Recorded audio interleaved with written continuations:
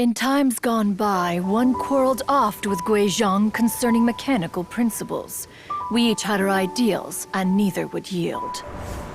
Under the pretext of a social gathering, one invited the impartial Rex Lapis to judge the quality of our creations. But Rex Lapis declared that Guizhong's Obscuro Vulpus mechanism was superior. Though one was too proud to acknowledge it, in one's heart, one knew that Guizhong was indeed the superior talent in the mechanical arts. As for the story between Guizhong and Streetward Rambler, that begins with a certain bell.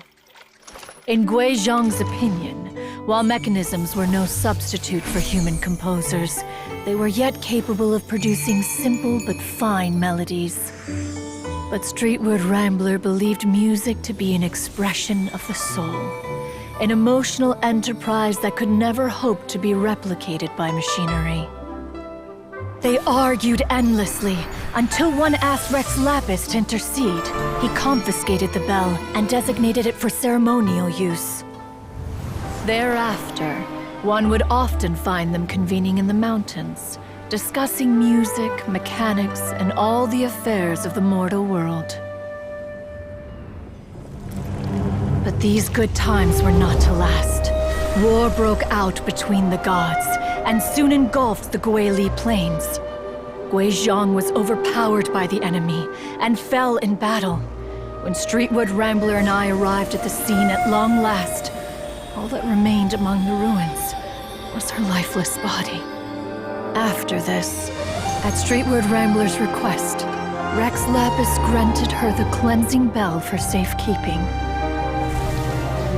To honor our friend's memory, one made a few finishing touches to her ballistic device.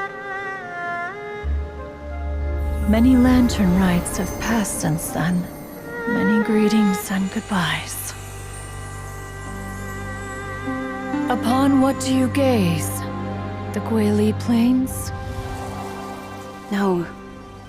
It's everything.